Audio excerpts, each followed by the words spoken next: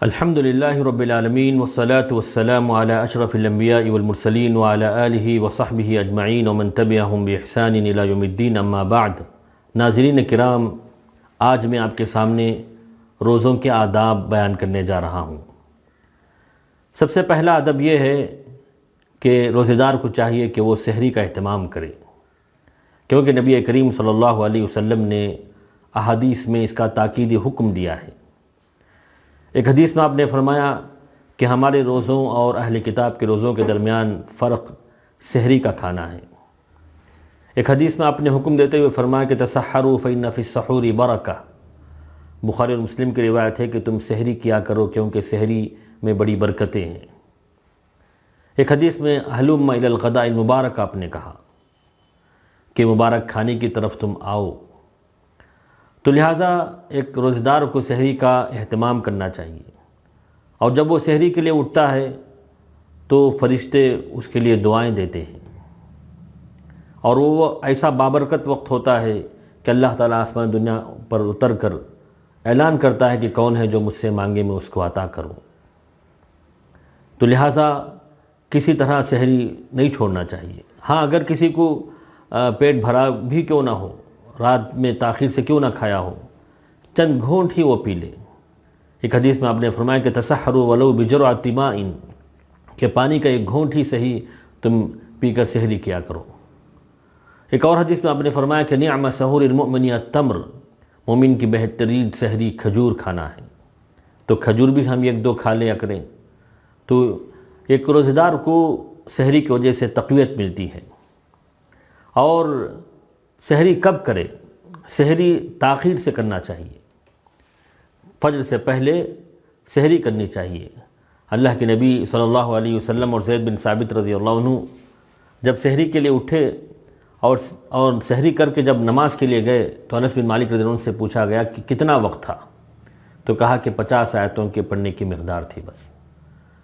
تو آخر وقت میں سحری کیا کریں، اور سحری کا وقت جیسے ہی ختم ہوتا ہے ہم کھانے پینے سے رک جائیں۔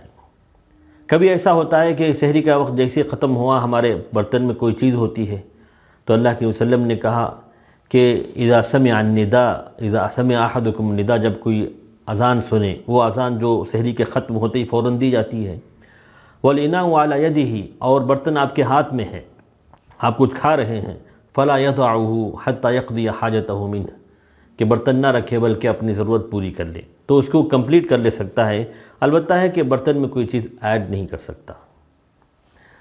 دوسرا ادب یہ ہے کہ روزہ دار کو روزے کی حالت میں ہر قسم کے بے حیائی کے کاموں سے اور لغو باتوں سے، یا کھیل کود جو لوگ کھیلتے ہیں بیکار کا کھیل، اس قسم کی چیزوں سے بچنا چاہیے۔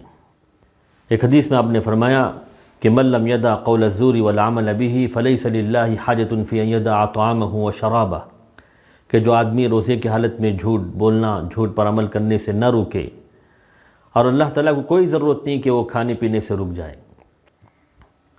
ویسے تو گالی گلوچ کرنا، کسی سے لڑنا جھگڑنا ہر حالت میں منع ہے، لیکن روزے کی حالت میں بدرجہ اولا ایک روزہ دار کو ان چیزوں سے بچنا چاہیے۔ اپنا وقت خیر کے کاموں میں، بھلائی کے کاموں میں گزارنے کی کوشش کریں۔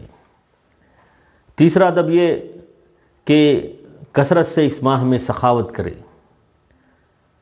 صدقات و خیرات کرے، اپنے پڑوسیوں کا اور رشتہ داروں کا خیال رکھے۔ نبی کریم صلی اللہ علیہ وسلم لوگوں میں سب سے زیادہ سخاوت کرنے والے تھے، لیکن جب رمضان کا مہینہ آتا تو آپ کی سخاوت مزید بڑھ جاتی تھی۔ کسی روزہ دار کو افطار کروائیں، افطار کرنے کا بھی بڑا ثواب رکھا گیا ہے۔ چوتھا ادب یہ کہ روزہ دار کو قرآن مجید کی بکثرت تلاوت کرنی چاہیے۔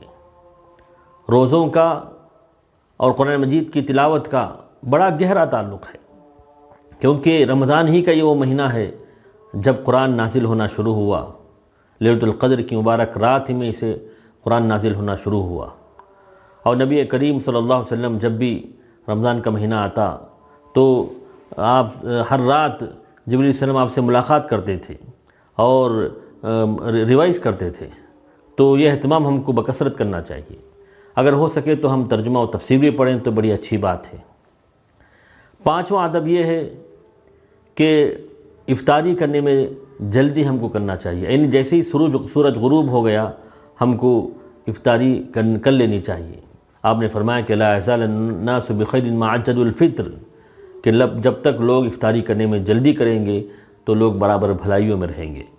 اس میں تاخیر نہیں کرنا چاہیے، 2-3 منٹ کا احتیاط نہیں برتنا چاہیے، جیسے ہی وقت ہو گیا ہم کو افطار کر لینی چاہیے۔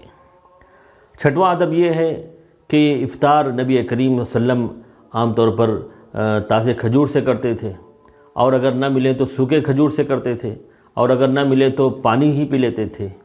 تو آپ روزہ کسی بھی چیز سے کھول سکتے ہیں، پانی سے، شربت سے، سموسے سے، کسی بھی چیز سے، لیکن ان چیزوں سے اگر آپ افطار کریں گے تو بڑی سنت کو آپ پائیں گے۔ اور افطار کے لیے اگر کچھ نہ ملے، صرف افطار کی نیت ہی کر لے تو کافی ہو جائے گا انشاءاللہ۔ اور 7واں ادب یہ ہے کہ بسم اللہ کہہ کر تو آپ نے روزہ کھولا، جب آپ ختم کریں گے تو آپ یہ دعا پڑھ لیں ذهب الظمأ وابتلت العروق وثبت الاجر انشاءاللہ۔ ابو داؤد کی روایت ہے اور شیخ البانی نے اس کو حسن قرار دیا ہے۔ اللہ تعالیٰ سے دعا ہے کہ اللہ تعالیٰ ہمیں روزے کے آداب کو اپنانے کی توفیق نصیب کرے۔ وآخر دعوانا الحمدللہ رب العالمین وصلی اللہ علی نبینا محمد۔